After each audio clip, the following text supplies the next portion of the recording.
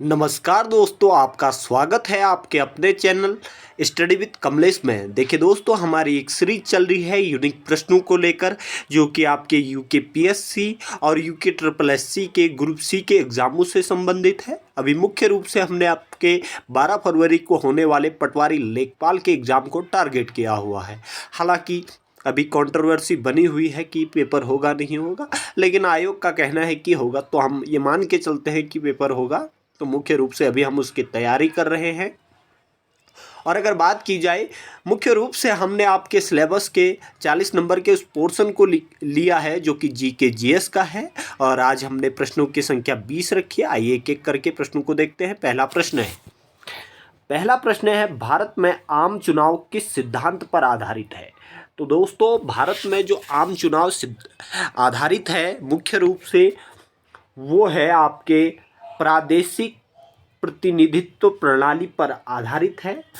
थोड़ी डिटेल में बात करूं तो भारत में आम चुनाव प्रादेशिक प्रतिनिधित्व के सिद्धांत पर आधारित है, क्योंकि संविधान के अनुच्छेद 325, याद रखिएगा आप, 325 अनुच्छेद 325 में यह उपबंध किया गया है कि प्रत्येक प्रादेशिक निर्वाचन क्षेत्र के लिए एक साधारण निर्वाचक नामावली होगी। आइए अगले प्रश्न को देखते हैं। उम्मीद करता हूं आपको प्रश्न जो है पसंद आ रहे होंगे ये क्वेश्चन। अगला क्वेश्चन है दोस्तों, प्रश्न है, निम्नलिखित में से कौन सा प्रतिनिधि सरकार को अभिव्यक्त करता है? यानी कि निम्नलिखित में से कौन सा, इन 4 ऑप्शनों में से आपको बताना है कि कौन सा जो है प्रतिनिधि सरकार को अभिव्यक्त करता है। तो दोस्तों, इसका सही उत्तर हो जाएगा दोस्तों जो है अप्रत्यक्ष लोकतंत्र। अगर देखा जाए तो इसका सही उत्तर यही होगा। आइए थोड़ी डिटेल में मैं बात करूं। अप्रत्यक्ष लोकतंत्र प्रतिनिधि सरकार को अभिव्यक्त करता है। इस प्रणाली के अंतर्गत जनता अपने प्रतिनिधियों का चुनाव करती है, जो जनता की ओर से विधि निर्माण तथा शासन व्यवस्था से संबंधित निर्णय लेने का कार्य करते हैं। वर्तमान विश्व के अधिकांश देशों में यही प्रणाली अपनाई गई है, जैसे संयुक्त राज्य अमेरिका, भारत और कनाडा आदि देशों में। आइए अगले प्रश्न को देखते हैं। इंपॉर्टेंट प्रश्न है, बहुत इंपॉर्टेंट प्रश्न है अगला वाला। दोस्तों, अगला प्रश्न है, भारत की संसद द्वारा दल बदल विरोधी कानून किस वर्ष पारित किया गया? दरअसल दल बदल विरोधी कानून पारित किया गया था वर्ष 1985 में। आइए थोड़ी डिटेल में मैं बात करता हूं। भारत की संसद द्वारा वर्ष 1985 में 52वें संविधान संशोधन, याद रखेंगे आप, 52वें संविधान संशोधन अधिनियम के माध्यम से दल बदल विरोधी कानून का निर्माण किया गया था।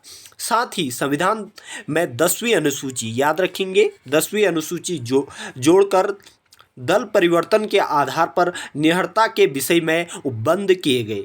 बाद में 91वें संविधान संशोधन 2003, याद रखना, 91 संविधानवें संशोधन 2003 के द्वारा 10वीं अनुसूची में परिवर्तन करके यह प्रावधान किया गया कि यदि किसी दल के न्यूनतम 2/3 सदस्य समूह बनाकर दल का विभाजन कर देते हैं, तो इस स्थिति में वे सदस्य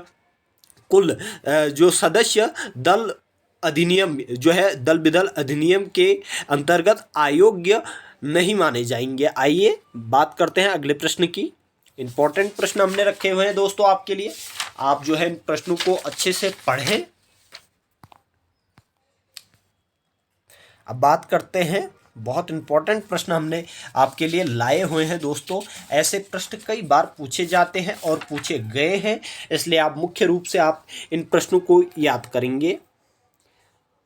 प्रश्न है, चुनाव आयोग किस अनुच्छेद के अंतर्गत स्थापित किया गया है? दरअसल चुनाव आयोग जो है, संविधान का जो अनुच्छेद है 324 के अंतर्गत स्थापित किया गया है। अगर डिटेल में मैं बात करूं तो संविधान के अनुच्छेद 324 के अंतर्गत 25 जनवरी, याद रखना, 25 जनवरी 1950 को, याद रखिएगा, 25 जनवरी 1950 को भारत के निर्वाचन आयोग की स्थापना की गई 25 जनवरी 1950 324 अनुच्छेद के अंतर्गत 1950 में जो है निर्वाचन आयोग की स्थापना की गई। निर्वाचन आयोग संसद एवं प्रत्येक राज्य के विधानमंडल के लिए होने वाले सभी निर्वाचनों तथा राष्ट्रपति उपराष्ट्रपति के निर्वाचनों के लिए निर्वाचन नामावलियां तैयार करता है। साथ ही उपर्युक्त सभी निर्वाचनों का अध्यक्ष निर्देशन और नियंत्रण करता है। अधिक्षरण और साथ में निर्देशन और नियंत्रण भी करता है। आइए बात करते हैं अगले प्रश्न की। इंपॉर्टेंट प्रश्न हम आपके लिए लाए हुए हैं दोस्तों। देखिए प्रश्न थोड़ा बड़ा है, आप ध्यान से देखिएगा।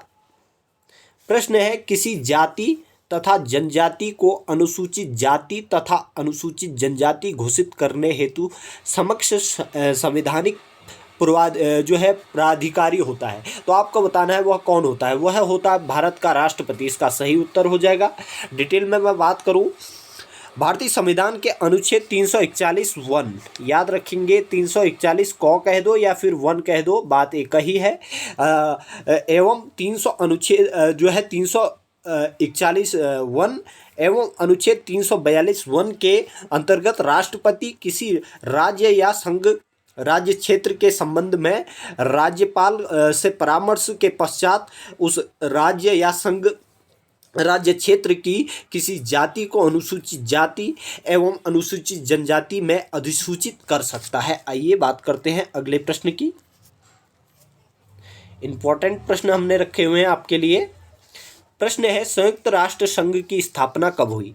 दरअसल संयुक्त राष्ट्र संघ की स्थापना वर्ष 1945 में हुई थी। थोड़ी डिटेल में अगर मैं बात करूं तो संयुक्त राष्ट्र संघ की स्थापना 24 अक्टूबर 1945 को हुई। 24 अक्टूबर याद रखिएगा डेट, 1945 को हुई। इसका उद्देश्य अंतर्राष्ट्रीय कानून को इसका उद्देश्य था अंतर्राष्ट्रीय कानूनों को सुविधाजनक बनाना, साथ ही जिससे अंतर्राष्ट्रीय सुरक्षा और आर्थिक विकास, सामाजिक प्रगति, मानव अधिकार और विश्व शांति जैसे लक्ष्यों को प्राप्त किया जा सके। आइए अगले प्रश्न की बात करते हैं। बहुत इंपॉर्टेंट प्रश्न रखे हैं। आइए देखते हैं अगले प्रश्न को। दोस्तों अगला प्रश्न नंबर 7 आपको बताना है, अंतर्राष्ट्रीय न्यायालय का मुख्यालय कहाँ अवस्थित है। दरअसल अंतर्राष्ट्रीय न्यायालय का जो मुख्यालय है वो हेग में है, नीदरलैंड में। अगर बात करूं तो अंतर्राष्ट्रीय न्यायालय का मुख्यालय नीदरलैंड के हेग में स्थित है और इसकी स्थापना संयुक्त राष्ट्र घोषणा पत्र द्वारा 18 अप्रैल 1946 को हुई थी। अंतर्राष्ट्रीय न्यायालय की स्थापना याद रखिएगा 18 अप्रैल 1946 को हुई थी। किसके तहत? संयुक्त राष्ट्र घोषणा पत्र के द्वारा। आइए अगले प्रश्न को देखते हैं। बहुत इंपॉर्टेंट प्रश्न हमने आपके लिए लाए हुए हैं दोस्तों। प्रश्न है, अध्यक्षीय शासन व्यवस्था का उदय सर्वप्रथम किस देश में हुआ। तो आपको बताना है अध्यक्षीय शासन व्यवस्था का उदय सर्वप्रथम किस देश में हुआ, और इसका सही उत्तर हो जाएगा दोस्तों ऑप्शन नंबर डी, संयुक्त राज्य अमेरिका। थोड़ी डिटेल में मैं बात करूं तो अध्यक्षीय शासन व्यवस्था का उदय सर्वप्रथम संयुक्त राज्य अमेरिका में हुआ। इसमें राष्ट्रपति कार्यपालिका का वास्तविक अध्यक्ष होता है। इसका निर्वाचन जनता द्वारा प्रत्यक्ष रूप से किया जाता है वहाँ अमेरिका में, हालांकि यहाँ पर अप्रत्यक्ष रूप से किया जाता है, तथा वह एक निश्चित कार्यकाल के लिए नियुक्त मुख्य कार्यपालक होता है। अमेरिकी शासन व्यवस्था में राष्ट्रपति आम नागरिकों से अपने मंत्रियों का चुनाव कराता है और मंत्री विधानमंडल के सदस्य नहीं होते हैं। इसके अलावा इस प्रकार अध्यक्षीय शासन व्यवस्था में कार्यपालिका के स्थायित्व की, जबकि संसदीय व्यवस्था में कार्यपालिका के उत्तरदायित्व की संकल्पना पर अधिक बल दिया गया है। आइए बात करते हैं अगले प्रश्न की। बहुत इंपॉर्टेंट प्रश्न हमने आपके लिए लाए हुए हैं दोस्तों। प्रश्न कुछ इस प्रकार है। 9वां प्रश्न है, पूंजी बाजार किससे संबंधित है। तो दोस्तों पूंजी बाजार मुख्य रूप से शेयर बाजार से संबंधित है। अगर डिटेल में मैं बात करूं तो पूंजी बाजार मुख्य रूप से प्रतिभूतियों से संबंधित बाजार है। अगर बात किया जाए जहां सरकार के साथ साथ जो है निजी संगठन, कंपनियां दीर्घकालिक ऋण एकमात्र जो है एकत्रित कर सकते हैं, एकमात्र नहीं, दीर्घकालिक ऋण एकत्रित कर सकते हैं। पूंजी बाजार के अंतर्गत ब्रांड बाजार एवं शेयर बाजार दोनों शामिल किए गए हैं। सेबी प्रतिभूति एवं वित्त का नियामक जो है बोर्ड है। सेबी जो है प्रतिभूति और वित्त का नियामक जो है बोर्ड है। इसकी स्थापना वर्ष 1988 में हुई थी, याद रखेंगे आप, 1988 में की गई थी तथा इसे वैधानिकता 12 अप्रैल 1992 को प्राप्त हुई थी। आइए बात करते हैं अगले प्रश्न की। बहुत इंपॉर्टेंट प्रश्न हमने आपके लिए लाए हुए हैं दोस्तों। प्रश्न है, एक अल्पकालीन सरकार प्रतिभूति पर जो प्रतिभूति पत्र डैश डैश कहलाता है। आपको बताना है एक अल्पकालीन सरकार प्रतिभूति पत्र डैश डैश कहलाता है। दरअसल वह कहलाता है दोस्तों, वह कहलाता है ट्रेजरी बिल। अगर डिटेल में अगर मैं बात करूं तो अल्पकालीन धन का लेन देन मुद्रा बाजार से संबंधित है जो एक वर्ष की समयावधि के लिए किया जाता है। ट्रेजरी बिल भारतीय रिजर्व बैंक द्वारा जो है निर्गत अल्पकालीन मुद्रा जो है प्रपत्र होते हैं, जो है इन्हें 91 दिन या फिर जो है 182 दिन या 364 दिनों के आधार के अवधि के लिए निर्गत किया जा सकता है। ट्रेजरी बिल भारत में सर्वप्रथम 1917 में, याद रखेंगे, ट्रेजरी बिल भारत में सर्वप्रथम 1917 में जारी किया गया था। केंद्र सरकार जो है उधारी के लिए राजकोषीय बिल के साथ साथ ब्रांड भी जारी करती है। केंद्र सरकार इन ऋण उपकरणों को रिजर्व बैंक के माध्यम से जारी करती है। आइए बात करते हैं अगले प्रश्न की। इंपॉर्टेंट प्रश्न है अगला, हमने रखा हुआ है निफ्टी डैश डैश संबंधित है। निफ्टी डैश डैश से संबंधित है तो आपको बताना है निफ्टी क्या है। निफ्टी दरअसल नेशनल स्टॉक एक्सचेंज सूचकांक है। थोड़ी डिटेल में अगर मैं बात करूं दोस्तों तो निफ्टी नेशनल एक्सचेंज जो है पर जो है सूचीबद्ध 50 प्रमुख शेयरों का सूचकांक है। अर्थात निफ्टी में शीर्ष 50 कंपनियों के शेयर अंकित या सूचीबद्ध है। नेशनल स्टॉक एक्सचेंज का मुख्यालय जो है भारत की आर्थिक राजधानी मुंबई में है। याद रखिएगा, भारत की आर्थिक राजधानी मुंबई में है नेशनल एक्सचेंज स्टॉक सूचकांक का जो मुख्यालय है। अगर बात की जाए यह बाजार पूंजीकरण की दृष्टि से विश्व का 11वां सबसे बड़ा स्टॉक एक्सचेंज है। इसकी स्थापना वर्ष 1992, याद रखेंगे आप, 1992 में हुई थी। निफ्टी भारत का पहला पूंजी सूचकांक है जिसकी स्थापना, निफ्टी की जो स्थापना जो है 1986 में हुई थी। हालांकि जो है स्थापना मुख्य रूप से जो है ये भारत का 11वां सबसे बड़ा स्टॉक एक्सचेंज है। इसकी स्थापना जो है बम्बई वाले की 1992 और जो है निफ्टी भारत का पहला और इसकी 1986 में स्थापना हुई थी। आइए बात करते हैं अगले प्रश्न की। ये बहुत इम्पोर्टेंट जो है हमने प्रश्न आपके लिए लाए हुए हैं दोस्तों। ऐसे प्रश्न कई बार पूछे गए हैं और पूछे जा रहे हैं। दोस्तों अगला प्रश्न है, भारत में निम्नलिखित में से किस प्रकार की विद्युत का उत्पादन सर्वाधिक होता है। तो भारत में सर्वाधिक विद्युत का उत्पादन होता है तापीय विद्युत बिजली का। अगर डिटेल में मैं बात करूं तो भारत में तापीय विद्युत का उत्पादन 64.8% होता है। याद रखेंगे, लगभग 65%, तो 64.8% होता है। अगर थोड़ी डिटेल में मैं बात करूं तो भारत में सर्वप्रथम 1975 में राष्ट्रीय ताप विद्युत निगम की जो है एनटीपीसी की स्थापना की गई थी। भूतापीय ऊर्जा का भी भारत में उत्पादन किया जाता है जिससे बिजली प्राप्त होती है। आइए बात करते हैं अगले प्रश्न की। आपके लिए बहुत इंपॉर्टेंट प्रश्न हम लाए हुए हैं दोस्तों।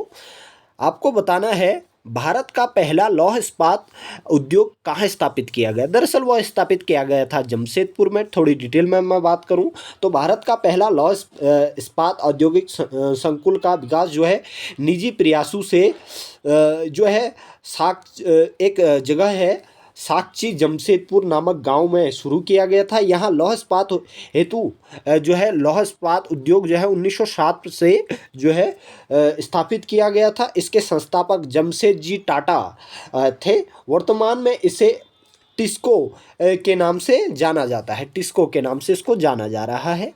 आइए बात करते हैं अगले प्रश्न की। बहुत इंपॉर्टेंट प्रश्न हम लाए हुए हैं। आपको बताना है राष्ट्रीय रासायनिक प्रयोगशाला कहाँ स्थित है। तो राष्ट्रीय रासायनिक प्रयोगशाला पुणे में स्थित है। थोड़ी डिटेल में मैं बात करूं तो भारत में राष्ट्रीय रासायनिक प्रयोगशाला पुणे महाराष्ट्र में स्थित है। इसका निर्माण 6 अप्रैल, याद रखेंगे 6 अप्रैल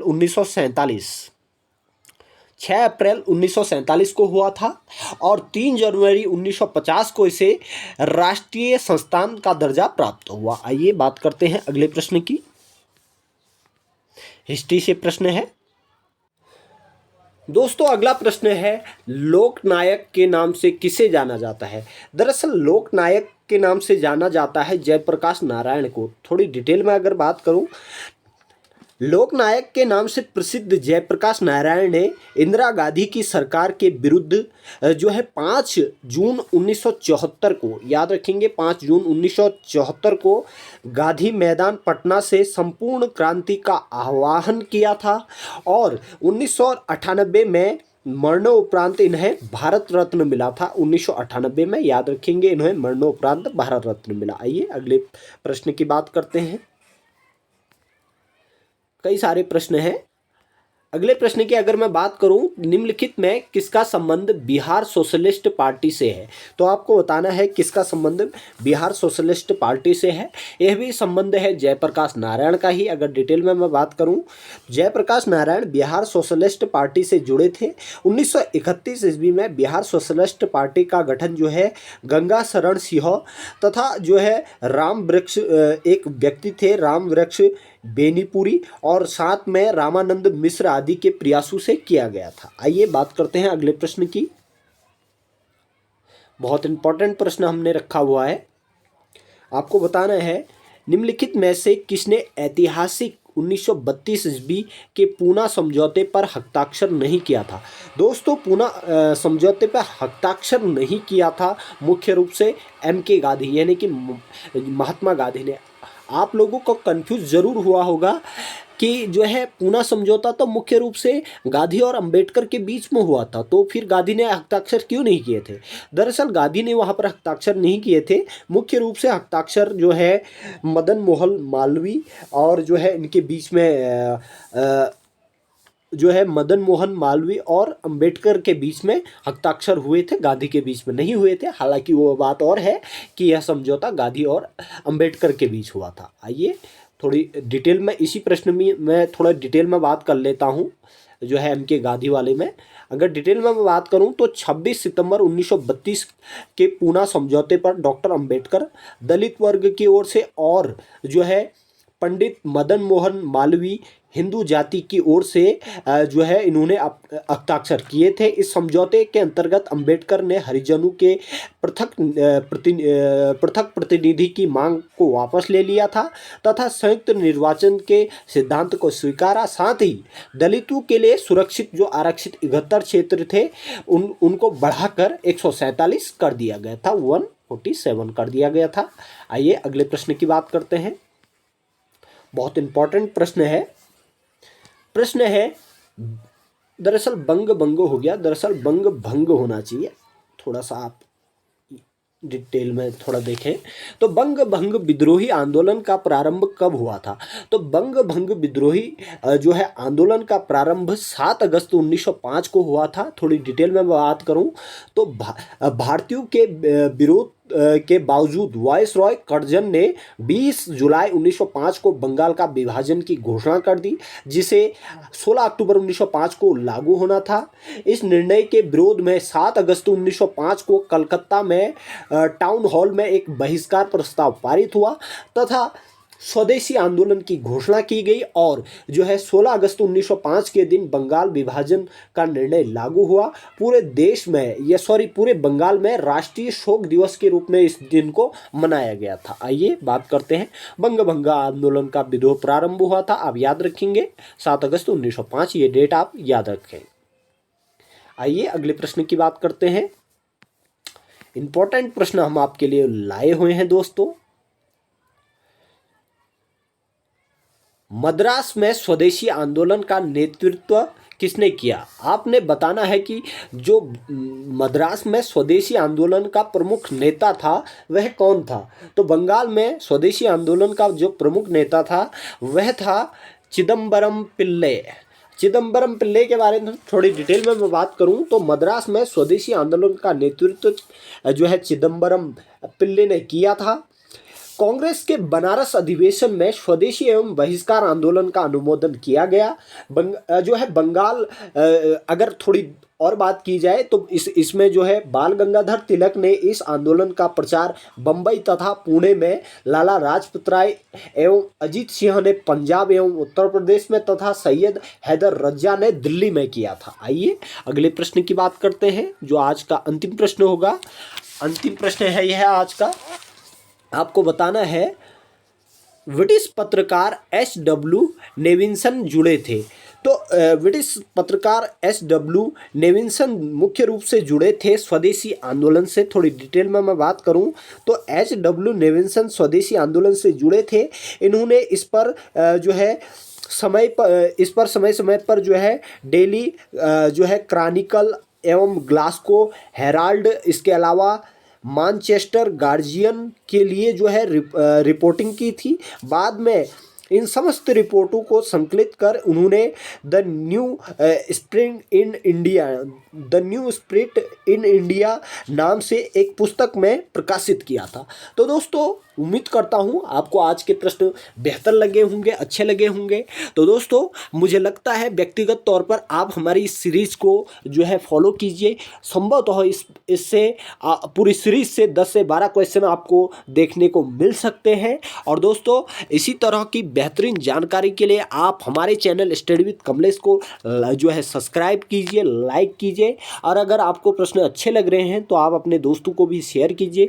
दोस्तों होता क्या है कि शेयर करने से, लाइक करने से जो होता है कि हमारा मोटिवेशन बढ़ता है और सब्सक्राइब करने से भी हमारा मोटिवेशन बढ़ता है, जिससे हम बेहतर कार्य करने के लिए तत्पर रहते हैं और आपके लिए हमेशा हम बेहतर से बेहतर करने का प्रयास करते हैं। और क्यों नहीं करेंगे दोस्तों, आखिर आप भी तो हम ही में से एक हैं। और दोस्तों इसी तरह की महत्वपूर्ण जानकारी के लिए जो है आप जो है एक बार फिर से रिक्वेस्ट है, आप चैनल को सब्सक्राइब कीजिए, लाइक कीजिए, शेयर कीजिए। और अगर आप चैनल में नए हैं तो आज ही जो है चैनल को सब्सक्राइब कीजिए, बेल आइकन को दबाकर अपने हमारे चैनल के सारे नोटिफिकेशन को आप देख सकते हैं। और प्लेलिस्ट में जाके और भी चीज़ें आप हमारे इस प्लेटफॉर्म के माध्यम से देख सकते हैं दोस्तों। तो दोस्तों जो है आज के लिए इतना ही। बहुत बहुत धन्यवाद।